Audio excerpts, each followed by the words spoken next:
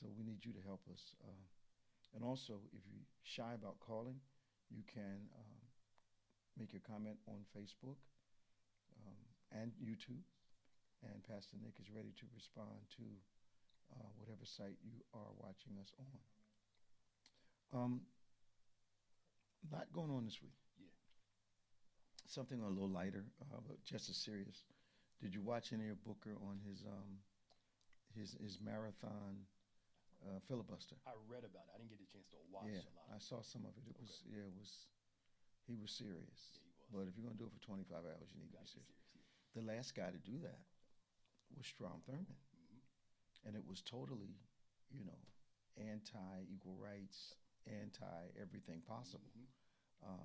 So he comes back and breaks the record talking about a unifying message rather than a dividing message. And I realized that Strom Thurmond was part of my history, as yours, but living part of my history. Yeah. And he was so segregationist that people never realized he was projecting. Yep. He had a black child, Mm-hmm. and he was trying to distance himself from that part of his life, so much so that he was willing to try to influence the whole nation just to cover up the fact that he had a child of color. Yep. Yeah. Well, it's normal. That was a norm in the history of that time. Yeah. Before slavery. Yeah. One of the kids asked me, why are we so light compared to Africans? That Mm-hmm. a brief explanation of why. Yeah. That it was okay for them to do X, Y, and Z, Mm-hmm. but didn't want the integration of, Yeah. in a way that a child can understand it. And it made me think And, of why the present administration Mm. is so adamant about some things, so uncaring about some things. And if you know anything about our president at this time, he had a rough time with education. Mm-hmm. One of his universities was closed down. Mm-hmm. Department of Education problem. His dad passed away tragically from some illness. Mm-hmm. So he's fighting the health department. He absolutely is not the wealthiest man in the world, although he would like to be. Yeah. So he's surrounding himself with that individual. Mm-hmm. He felt locked out by the established high society folks, so he's got a Kennedy working for him. Yeah. I see all this continuity of him simply projecting. Mm-hmm. He does not like minority people, legislating against their rights. Mm-hmm.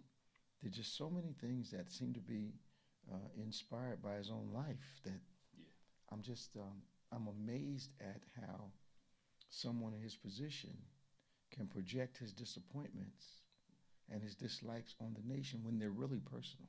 Yes, they are. Yep. They said this was going to be his revenge tour. Okay. And you see him go, and he said it, I'm going after my political opponents in a sense, Mm-hmm.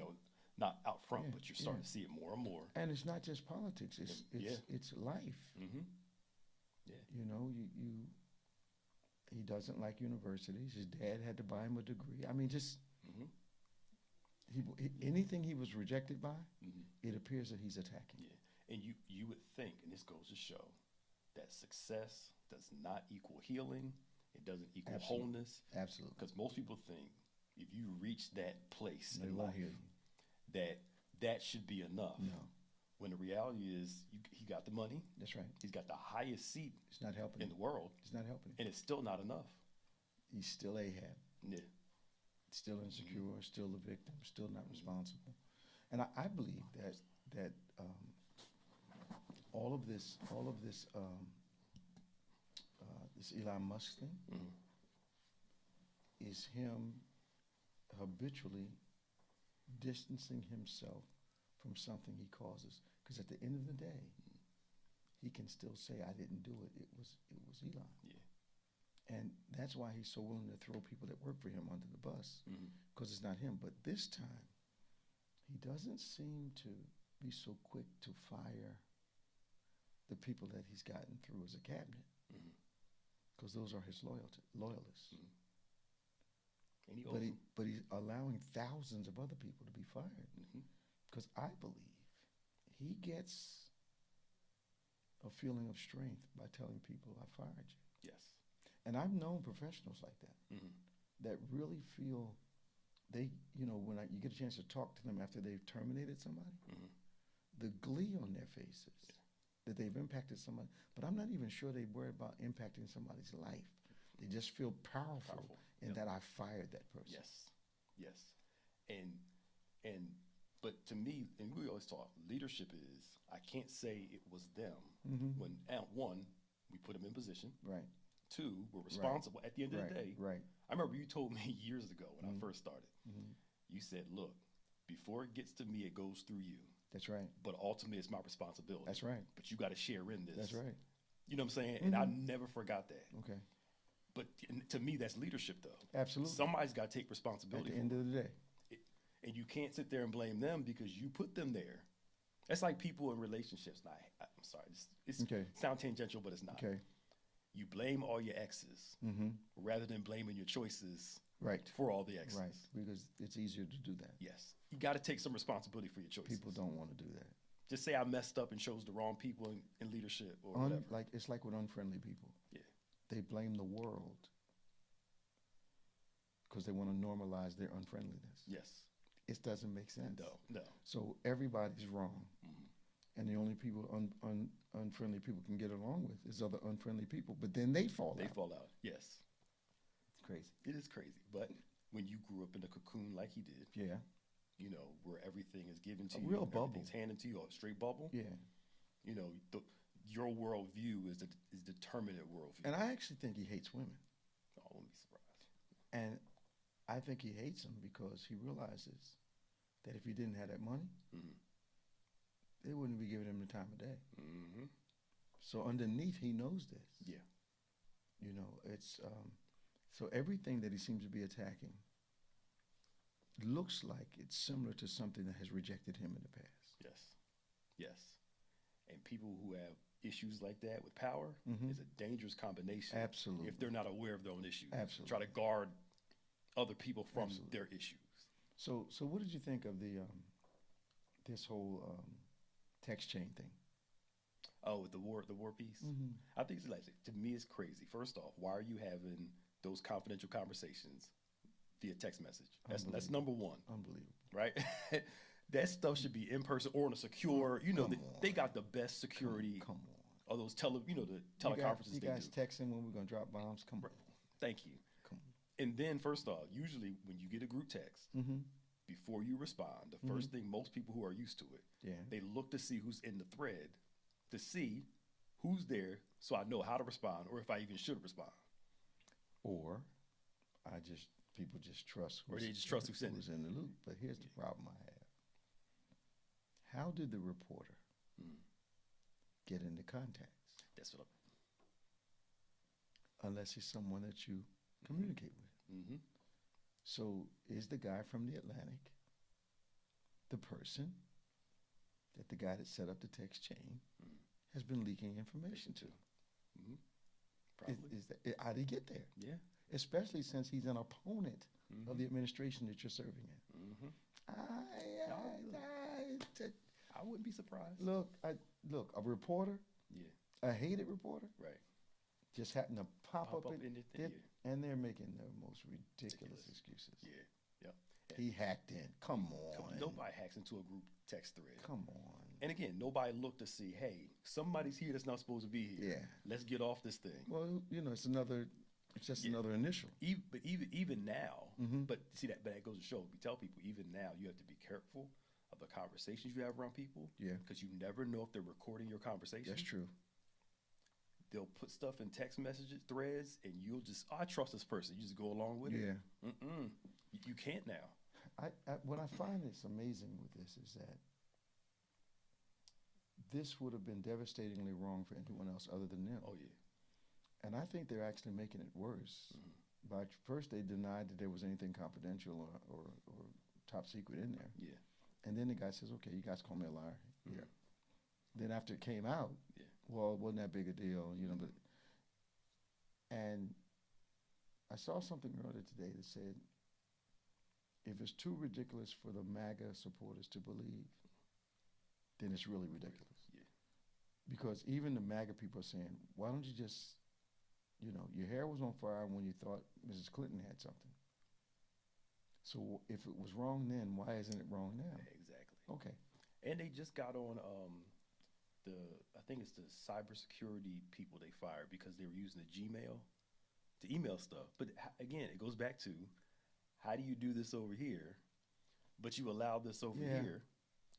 That, that's like us. I tell people our rules are across the board for everybody. Absolutely. Family, non-family. Absolutely. You got to be fair across the board. Absolutely. Because it's hypocritical to let this group get away with it and this group not.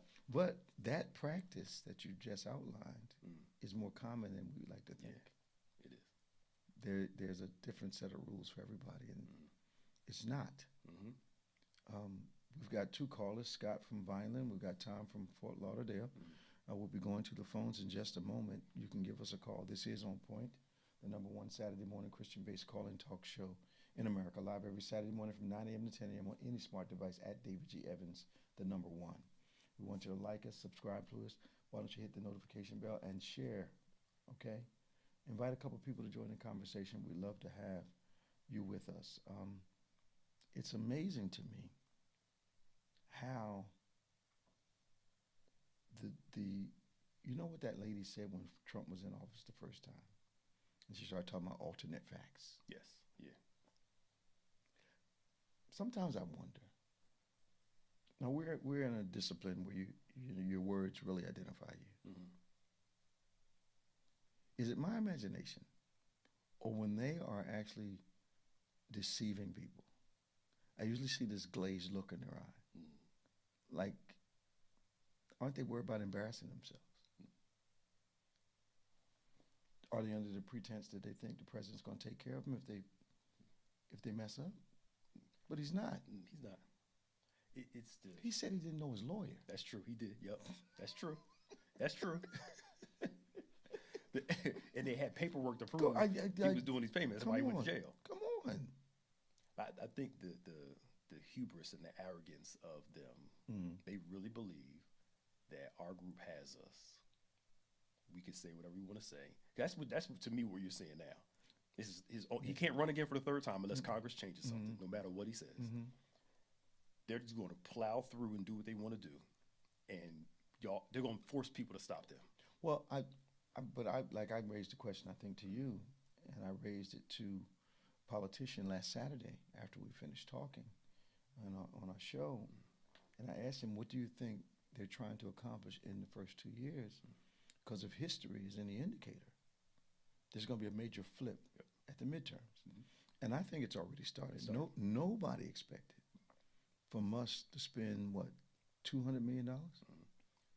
And then Wisconsin still lost. Yeah, and then hand out $1 million checks to voters, and this woman lose. And I don't know how much money she didn't spend, but she didn't spend $200 million to get the seat. And it's the most expensive seat because of what he spent, not because of what she spent. Yep. And it didn't work. I think because you taught me, people tend to vote against their best interests. I think they still think we can do all this. Veterans, women, immigrants. We can do all these things to all these people, all this evil. Because I saw Elon Musk say he never does evil things to people the other day. I'm like, you don't think taking somebody's job just because you feel like it? But their mission in their mind justifies casualties. That's not somebody you want leading you. Not at all. If you're expendable. Yes. And that's the way they're looking at people. It is. Sorry, go ahead. No, just thousands of people out of work. Just like these tariffs. It's third grade math. It is. You charge people more for selling stuff to us, they're going to charge more for us to buy it. Absolutely. I mean, it's so simple. And now businesses that voted for him are going to have to upcharge. And what's the guy that's always ranting all the time? The investor. He's got the George Jefferson. You know what I'm talking about? MSNBC. Oh, okay. Him. He always yelling all the time. Kramer or something like that. He was on there. He said, I made a mistake voting for Trump. Because he said it? Yes, he said it. He said, I made a mistake supporting Trump's move with the tariffs. Because he supported it. He supported the tariffs. He's third grade math. I know. And when them stocks start plunging. Now he's in trouble. Now it's like, oh, I think we messed up here. Until it impacts people personally, they tend not to care what happens to other people. Yes. And for them to say, hey, y'all, these tariffs are going to hurt you for a little while, but it's best for America. Working folk, not billionaires. It's easy for y'all to tell the regular folk that. Man. That's why they can get rid of health care. They got money to pay for health care. And when you're making a certain amount of money, you don't care about $9 eggs. You just go to the store and buy them. No, you sure don't. You make more than $9 a minute. Come on, man. But the average person. That's a lot of money. And you going to tell them you got to hold on?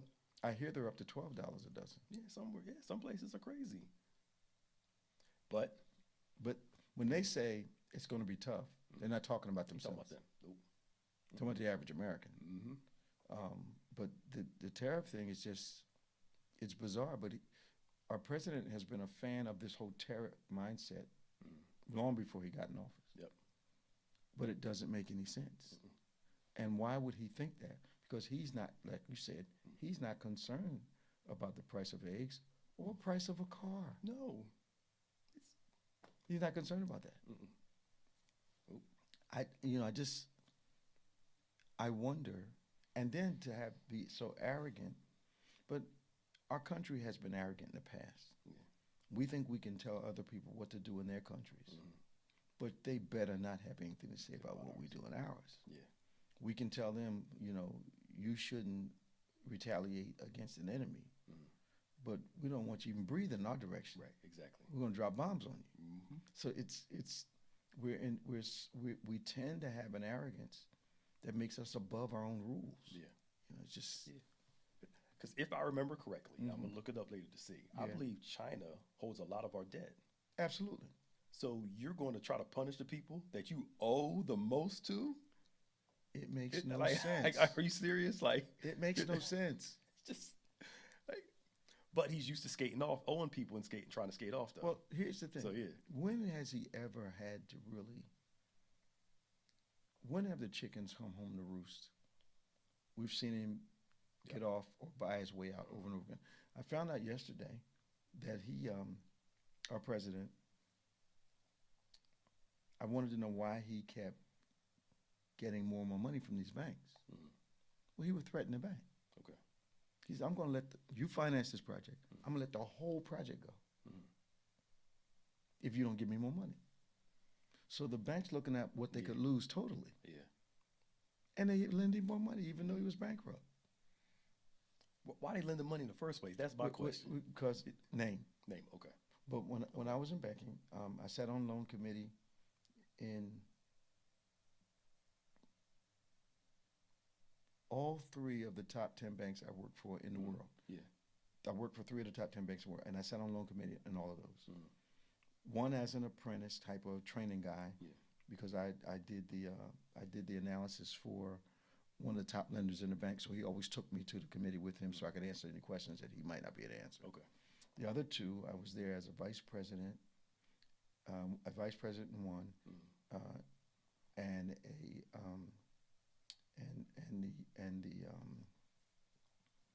I was like not a senior vice president, but I controlled all the loans coming out of the branches. So I sat on loan committee. Okay. And when I tell you, I saw millions of dollars lent to people that didn't qualify because they were nice guys. Yeah. Relationships, connections. All day long. All day long. Yeah, that's true. I saw guys leave their jobs, decide they were going to start a business. No business experience at all. And based on what they knew about him, give him the money. Give him $3, $4, $5 million. Unbelievable stuff.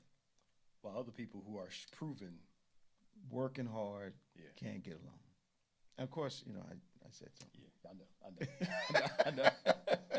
I know. 866-743-8267, 866-743-8267. This is On Point, the #1 Saturday morning Christian-based call-in talk show in America, live every Saturday morning from 9 a.m. to 10 a.m. Eastern Standard Time on any smart device at David G. Evans 1.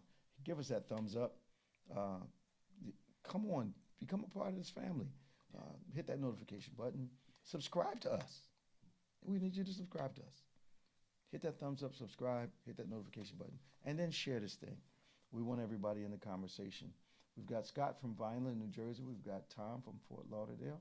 We've got Kevin from Cedarville, New Jersey. Let's go to Scott. Hey, Scott, how you doing this morning? Hello, Scott. How you doing, Scott? Looks like they're having trouble getting Scott in. We'll keep talking, and hopefully they'll get that right for us. What's going on? Okay. Yeah. Yeah. Okay. Yeah. Right. Yeah. Okay. Yeah, absolutely. Yes. We're going to Tom on line 6. Good morning, Tom. Good morning, Tom.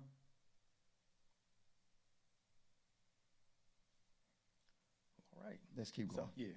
All right. So it looks like Congress is going to work on some new legislation trying to limit the president's power to impose tariffs. Mm-hmm. Now, hello? Tom, is that you? How you doing, Bishop? All right, Tom. I'm glad you're there, man. Yeah. Hey, Pastor Nick, how you doing? I'm good. How you doing? What's happening in Florida this morning, man? Same old, same old. But Bishop, you were talking about Senator Cory Booker earlier. Yes, sir. Your friend helped him out a lot. Who's my friend? Warnock. Who? Warnock? Did he? Yeah. Oh yeah, they jumped on Matthew. Yeah. Every time Booker was getting low, he had to look over and was hanging in there with him, and was like, give him some energy and speak for a minute to give him a little break. I didn't know you could So do that. He tag teamed with him a little bit. Yeah, I didn't know you could do that in a filibuster because the congressman, I believe, who's a veteran, female, from Hawaii, she kind of got in there and talked to him for a long time, and I thought they had to be absolutely uninterrupted, but you can have some dialogue with some people sitting in the gallery, obviously. And it was dialogue. He was still standing there, but the voice was going a little bit, and when they got into Matthew, it brought him right back, Wow. back to where he needed to be. I didn't know Pastor Warnock helped him out. I didn't hear that part. That was great. Yeah, it was pretty good. I thought he made his points very well.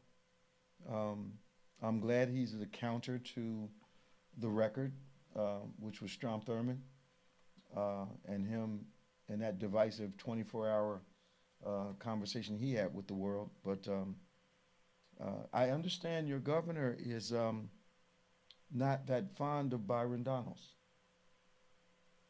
I am hearing that now because he's going to run against his wife. Is that why? Is that why that's coming out? Yeah, before they were all buddies in Trump, but now the governor's wife hasn't officially, thrown into the race. Yeah. But we all know she's going to run. Who's going to run?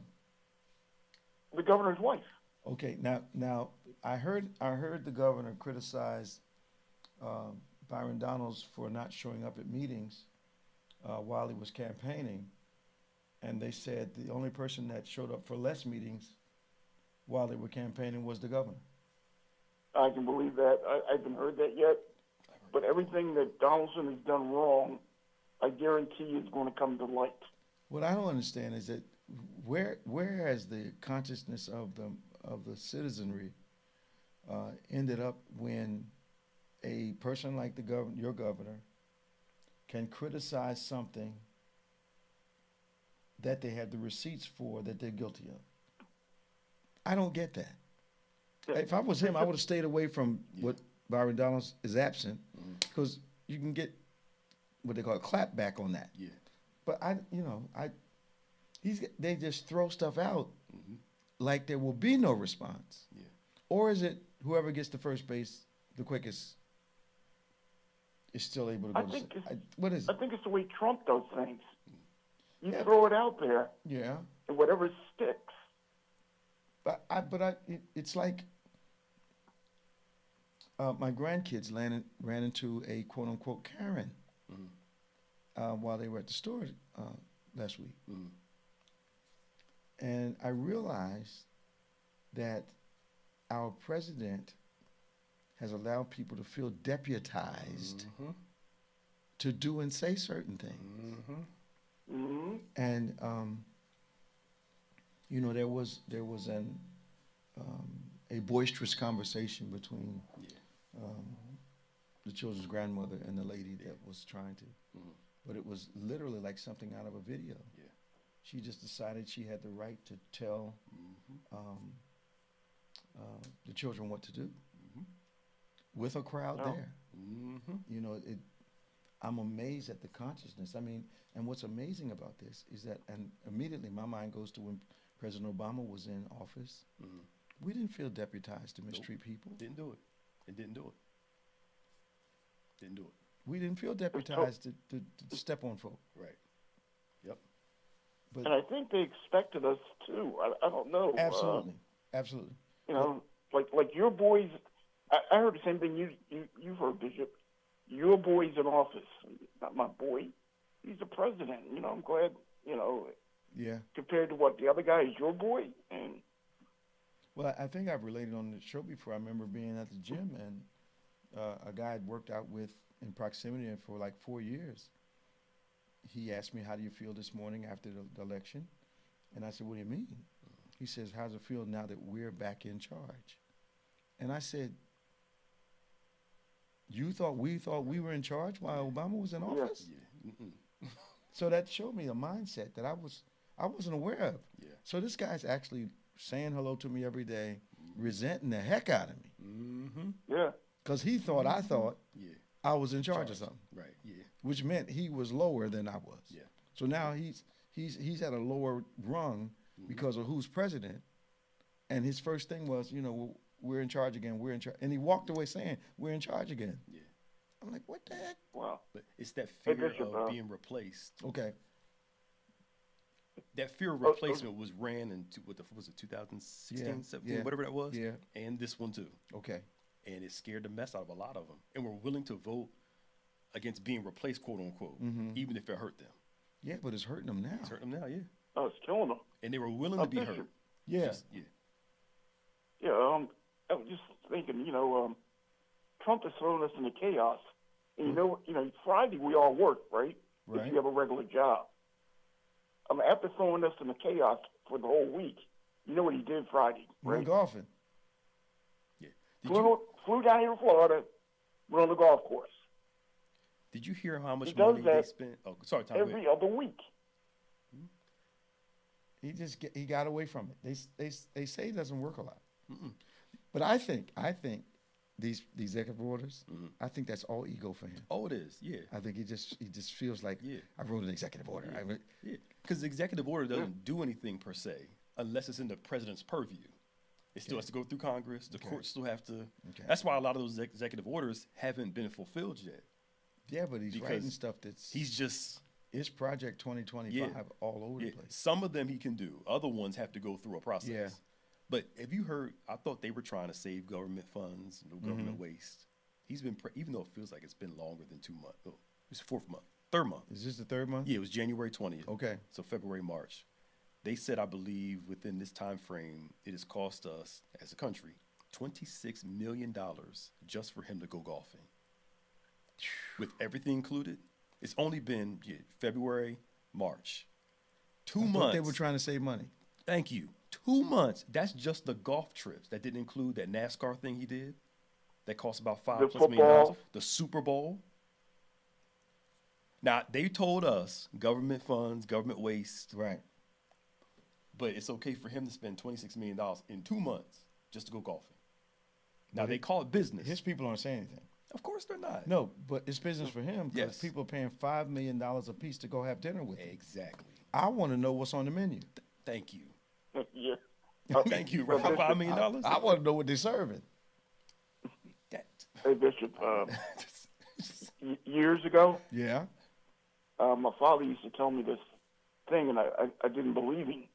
He went to South Carolina State College, and he told me that this woman he knew was Strong Thurman's daughter. Okay. It was. Oh, my. He said everybody at the school knew it. He said he She paid for school. She had a car. She had money. But she kept her mouth shut as far as who he was. Her mother was the maid in the house. The maid in the house? Yeah. That figures. And I didn't believe my father. I'm like, yeah, Dad. Yeah, he goes, telling you it's going to come out one day. And after he died, he came out. You didn't believe him? Well, I'm thinking, sometimes, I'm like, he was like, yeah, I know that guy. I know that guy's daughter. I'm like, yeah, right. Yeah, but what amazes me is he was so adamant to distance himself from that reality that he wanted the whole country to be divided. He was a Dixiecrat. He ran for president as a Dixiecrat. Yeah. Yep. Yeah, and not, most people not knowing that part of that zeal that he had was him trying to distance himself from his reality. Yep. Yeah. It's amazing. Good talking to you, Tom. Yeah, but you know what? Could you ask Pastor Nick this? What?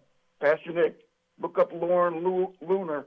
Oh. Talk to Bishop about her. Oh. That lady, I don't pay attention Why to the extreme, does she have access to our president? I know. Why? I know. And getting people fired. Why does she have access? I know. It's the most ridiculous thing in the world. Why? I mean, what do you know why? Mm-hmm. Take care. See you, Tom. See you, Tom. Jesus. You think there's some complicity there? She was traveling with him a while. I don't know. I don't why does she get? Well, number one, why is she even in the White House? Mm-hmm. Number two, why is he even listening to her? Yep. And he tells her, "I need you to fire basically these 4 important people," and he does it. He does it. Mm-hmm. So what leverage does she have? Exactly. And what position does he have? Is she's not even official, right? No, she's like Musk. Okay. She's like Putin, helping to run the country, but never been elected. Never elected, yeah. I'm like, who is she? Yeah. But then there's got to be another dimension to that influence. Yeah, it could be somebody, yeah. Because she was flying around with him for a while. Mm-hmm. But she's a QAnon person. She's a space laser person. She's, I know. The Jewish people are using weather against their enemy. I mean, yeah. She pulls in that conspiracy theory crowd that helped him. But it's lunatic. I know. Okay. But I presume with fear and conspiracies, if I don't like the logical choice, I have to find some crazy conspiracy to justify what it is. We got Kevin on line 4. We have Danny on line 6. Let's go to Kevin. Hi, Kevin. Good morning. Kevin. How are you today? Is God good to you? Oh, yes. Just like that. Always. What's on your mind this morning? I want to make a statement about, first I want to say God bless you both immensely. Thank you, Kevin. The lit season, what we're doing in regards to looking back at Penina and Hannah. Yeah. How she was driven to fast and she didn't know the blessing that was coming for her. Mm-hmm. And in the time that we've been going through this Lent season, I've been attacked. For the last 30 days, my blood pressure went to 202. Woo. My doctor assured me you're doing everything you can. There's nothing that you're doing wrong. My blood sugars were 300. Nice. I've been a diabetic for 27 years. Okay. It's been managed. And I realized my praise is being attacked because after that, I had sciatica pain. I couldn't walk. My kids had to pick me up out of bed. I was visiting Ohio a couple of weeks ago, got back home. People had to come to my home, get me out of bed. It felt like anybody that knows about sciatica is just listening. Well, did you drive to Ohio? Kevin, did you drive to Ohio or did you fly? No, I always take the train. You took the train? I took the train, and I had an episode 5 days after I was there. My kids had to pick me up out of bed. That wasn't the devil. That was that train ride. It was a long train ride. Oh, God. That wasn't the devil. That was that train ride. That's right. That's why I was curious about how you got there, girl. You leave the devil out of that one. You were sitting too long. No, you didn't. You were sitting too long, girl. Let me tell you that wasn't the devil. Right.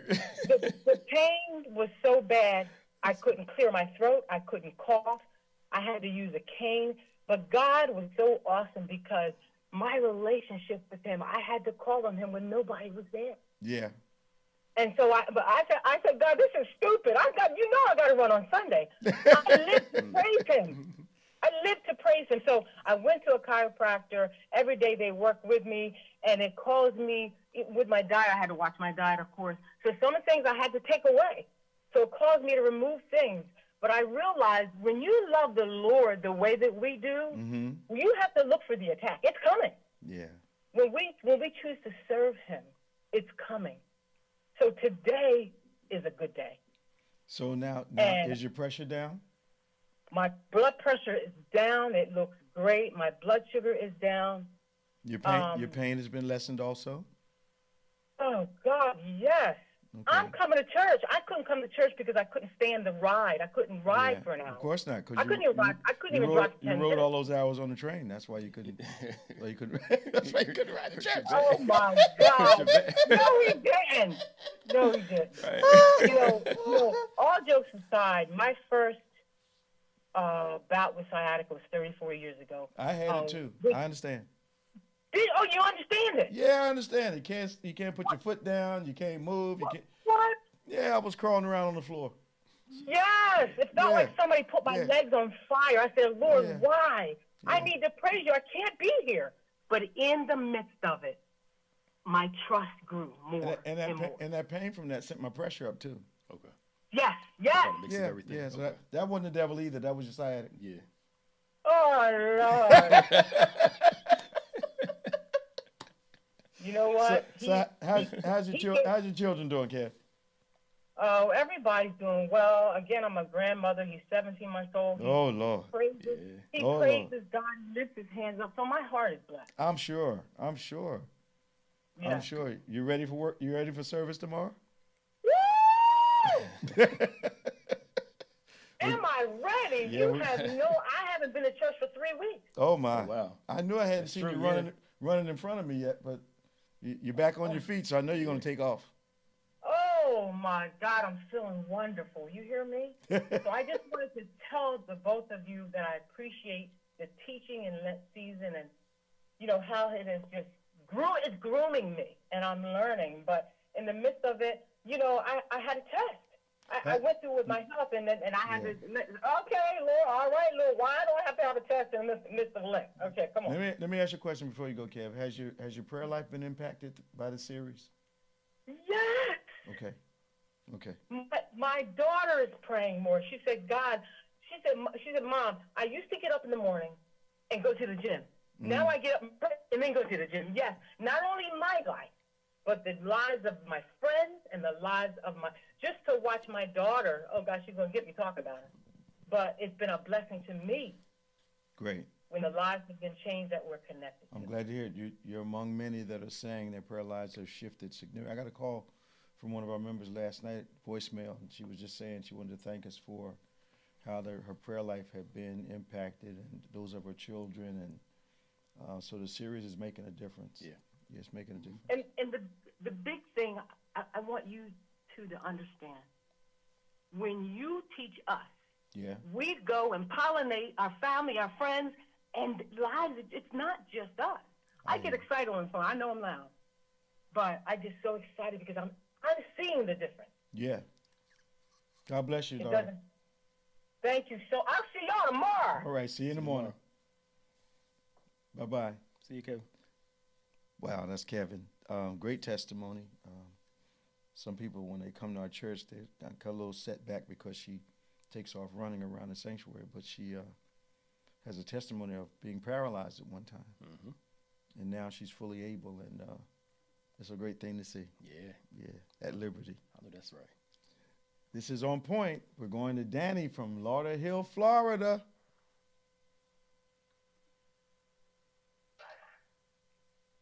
Dan? Yes. Good morning. How you doing?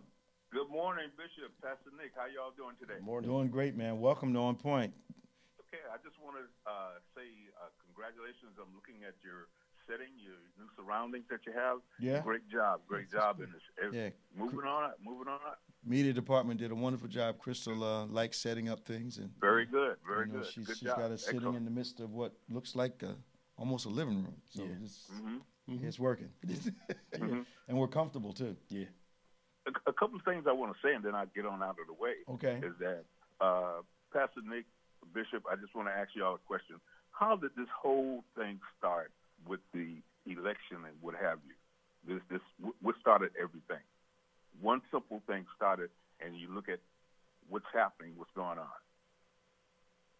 It all started over eggs.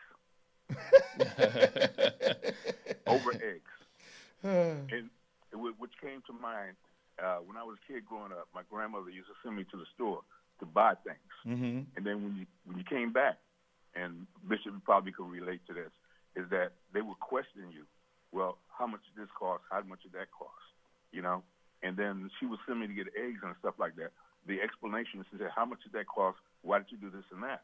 And I would try to sometimes filibuster, you know, if I didn't have the correct answer. Mm-hmm. And she would ask me the question, what does it have to do with the price of eggs? Right. A lot now. Also, they would say, I didn't ask you for all that who shot John. There you go. Right. So now we look at things, what's happening with the stock market, everything that's going on. We ask the question, what does it have to do with the price of eggs? That was supposed to be a one-day change. I could do that in one day. I could change the price of eggs in one day. It hasn't happened. Mm-hmm. We haven't even addressed the issue yet. He was lying. Yeah, he did change the price of them. They went up. They went up, Yeah. Exactly. But something that I want to compliment you, the staff, the church, Pastor Nick, everyone on the thing, is that you do everything right on time. And I know that's all God sent, is that you take us to what we need to do. When you start talking about prayer, we needed that. Yeah. I can tell you that personally, that it means a lot. It's something that I have applied to my day-to-day life, in that I stop thinking about different things and getting worried over things. I don't panic. I pray. Absolutely. Don't panic. Just go ahead and pray. Mm-hmm. And something that I learned from you, Pastor Nick, is that you all technology inspired and what have you. Something that I learned is that I don't worry about email and stuff like that. I deal with knee-mail. It's the right mail. Right. Yeah, and I wait for my answer. That I communicate with that instead of getting on the internet and all this other stuff. Yeah. And stop panicking over things and praying about it. And it all works out. It all works out. And it's not all these evil things that are being done to us as a people and what have you. It's going to work out for us.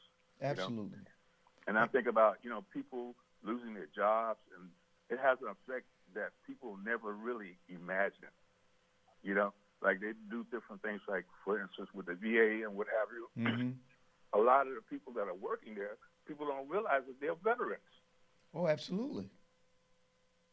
And we'll find them. And, like, why do you have veterans there? I have to go ahead and tell you, veterans can relate better to veterans. Just like people don't understand why I have the relationship and listening to you, to Bishop. He can relate to veterans. He just has a heart for them. And then you don't find a church where women and men that are veterans, they can relate to that, where he acknowledges them. Sure. A lot of churches and institutions, they don't do that. I think that what we're watching, and I think where we have to be intentional, Danny, is that as the world seems to be trying to become more separate, we have to intentionally try to bring folk together. We can't just, succumb to these cultural flows because they change so often. One month it's let's rally with each. 1 year let's rally all together. Next year, everybody go their own way and do their own thing. The truth versus my truth. That just all that. Mm-hmm. The swings back and forth. If you're not intentional, you'll find yourself caught up in the latest flow. And I think where we have to be really intentional is about bringing folk together. Because stress alone will cause people to separate. We've got enough stuff that we use to separate us culturally, ethnically, financially, education. We've got so many things that can be dividers rather than trying to unite around the things that we have alike. You know, love for people, caring for one another, caring for our families, raising our children, those types of things. Those things you should be able to unify around. But we're letting all this other stuff get in the way, and if those of us that are trying to be intentional, it does feel like an uphill battle sometimes, because people are kind of. I think social media is a major asset, but I think it has become a major liability for a lot of people. Relationships are suffering. Because of social media, and I think part of our mandate from God is to do everything we can do to bring people to the body of Christ, get them involved in a communal or family atmosphere so people don't feel so isolated. Very interesting that you said that, Bishop, because one last thing I'm going to say, and then I'm done, is that you said just exactly what I was going to say, is that I don't worry about them taking history out of the schools and what have you. I started with, like, my family, my neighborhood, my friends, as far as telling them the real history, like South Florida and what have you. A lot of people don't know. I teach my kids, my grandkids, so that they know exactly what it is, and nobody can tell them anything different. So like you said, is that having a dialogue with people and seeing the way that you and Pastor Nick work together, I can go ahead and work with my family, with my sons, my daughters, you know, and relate to them. So it works. So thank you very much. God bless you, man. Okay, God bless you all. Tell my sister I said hi. Staff, okay? All right, talk to you soon. Bye-bye. Thank you again. All right. I watched and it pained me. I watched a guy who is one of the leading white supremacists in the country. And they were talking about how one of the reasons they wanted to remove the negative history out of American history was because they didn't want to be faced with the guilt. Well, why would you feel guilty? You weren't alive. Yeah, but even more so, why would you feel guilty if you didn't believe it was wrong? Right. Yeah. You know, so you know it's wrong. You don't want to be reminded that it's wrong. Right. And your solution to that is not to dialogue about it and say we were wrong that we did this stuff to people, Native Americans, Asians, Japanese. I mean, we know we did it. Yeah. We know the country is built upon that kind of conquest. You know, if you won't give it to us, we'll take it. And that's how a lot of the land barons became land barons. People became wealthy because there was a dark side to the conquest and their pursuit of wealth. I mean, everybody knows that, and it's just more sophisticated today. You know, people are ruining each other in business. That's the conquest. You know, or acquiring hostile takeovers. That's the conquest. I'm taking it from you. If you don't want to give it to me, I'm going to conquer it. So it's not an inconsistent part of American history. But you can't be made to feel guilty about something that you thought was right. So they're acknowledging they knew it was wrong. And call it what it is. It was wrong. It was messed up. But let's figure out a way to make it work. What we're experiencing that with the text messages. Just say we messed up. That's all. You know, and he's not going to fire any of these people because he got his loyalists around him. They're going to have to do something really badly, like taking some spotlight from him. If they get in that ego battle, then there's going to be a problem. That's true. So I think that he was saying that Musk has to go back to his business soon, and you know he's only there to help us in the beginning, and And so I'm like, okay. I believe with all my heart. He didn't give him an elected office. He gave him some special privileges because at the end of the day, we're going to watch him blame Musk for something that he's responsible for. Is Scott still on the line? Did he come back? Okay. He's there? Yes. Hey, Bishop. Hey, Scott. How you doing? What's up? Good. Pastor Nick, what's going on? What's going on, man? Can't call it. Like the new set, man. Like the new set. Thank you. Thank you. It's all that, and you would say a bag of oranges or whatever else. You've been watching March Madness? Yes. It's been great, hasn't it? Yes, it has, and how fitting Miss Dawn Staley up against a coach from UConn. It doesn't get any better than this. That's gonna be a game. That's gonna be a game, That's man. gonna be something. Yes, it is. But I yes, tell you what, I don't think that South Carolina can afford to let Connecticut get away from them early. Yeah. No. Not But at I all. also think that Connecticut can't afford to let South Carolina get away from them early. Whoever throws the first punch the hardest, and keeps them from recovering, I think you're going to see. It's going to be a good game. It is. But absolutely. But they're going to be trying to step on each other's neck right from the gate. Yeah. I just think as a whole, the team, South Carolina's team is better. Oh, yeah. And stronger. Yes. Paige is going to have to go off at UConn. Like 45. Yeah, she's going to have to. And that team's going to really support her. And she can. And she can do it. That's the thing. She can absolutely. At any time. And also South Carolina, all three of us know their bench is deadly. Well, they said they outscored any bench in college sports this year. Yeah. 40-some points from the bench. Yep. That's the place to go, man. It's like Alabama. You sit on the bench for a year because you know next year you're going to probably start. Yeah, you want to do it. And then the men's. I don't think either three of us or anybody listening who's in the sports, of course. All four teams are number one in the men's conference. Absolutely. Yep. Never seen it. Who are you picking? I Duke. definitely don't like Duke. Houston. No, I'm in North Carolina. Is Duke, Houston, who else? Texas? Because Michigan played last night. Michigan State played somebody last night. Let me look and see. Yeah, I can't think of who it was right quick. I think it's right Duke, off. Houston. Is it Texas? Is it Florida? Florida? Okay. Yeah. Florida, Auburn is today. Okay. Yeah. Well, actually, both Houston, Duke is right after tonight. So men's I Final gotta Four go is with tonight. Houston. Gotta go with Houston. Starting at 6, yeah. Gotta go with Houston, but I want to see Houston do it, but that darn flag is a menace, man. Flag's a problem. Flag is nasty. Duke can always find those guys, man. Yeah, flag's a problem.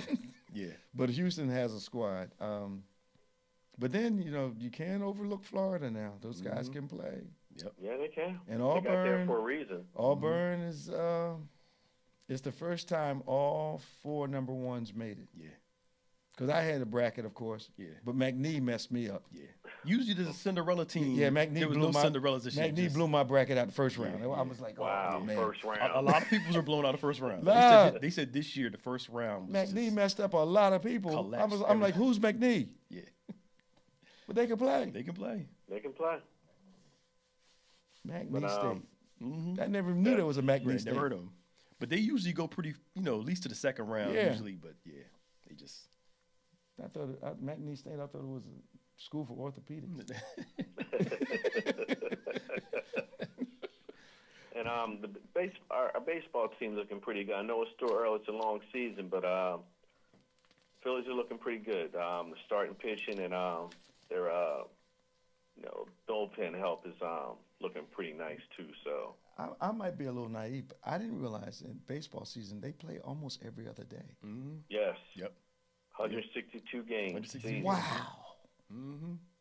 Well, no wonder they have so many injuries. Yeah. Especially the pitchers. Yep. Yes. Because we're throwing, every 4 or 5 days? Mm-hmm. Yep. Man, that's wear and tear. That's why they making so much money too, man. Yeah, man. They sure are, Pastor Dick. Making big time. One of my coworkers yesterday, Joy, was like, I feel sorry. I'm going to feel sorry for what? Hey, look, all that money. They're getting paid to work, man. Sorry for them. They say if you want your child to play a sport, put them in baseball. They are getting paid, and it's all guaranteed. Big time. Yeah. Scott, we got to go, man. Yes, sir. Nice sense of love. Tell I said hello. All right. Hi. Take care. Take it easy now. Bye-bye. See you. Well, this has been On Point. We want to invite you all out tomorrow. We have a full day. Our 8 a.m. service is virtual. 11 a.m. service is live. You don't want to miss it. We're in an incredible series. And at 6 o'clock, we have our communion celebration. We're baptized tomorrow night starting around 4:45. We want our candidates to be here by 4:45. We also have our new members orientation tomorrow at 5, the hour before communion, and then we all go into communion celebration together. We're looking for a tremendous time tomorrow. Our bookstore is open today. If you're anywhere in the area, you need some resources, we want you to stop by and see us. If you're interested in receiving any news updates, what we're doing, you can text BBC News to 28950. If you need some inspiration today or anytime during the week, BBC Elevate to 28950. We love praying with you.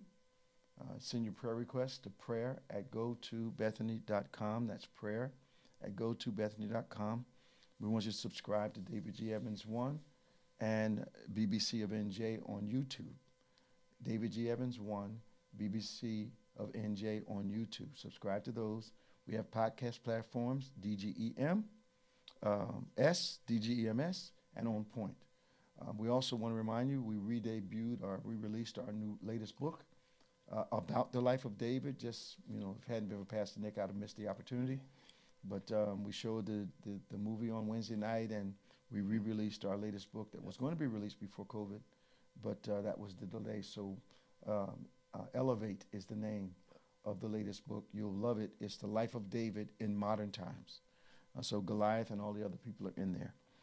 Join us tomorrow. We'd be glad to have you. For all our staff, Pastor Nick, remember, faith acts like a thing is so, even when it's not, so that it might be so. God bless you, and I want to see you tomorrow.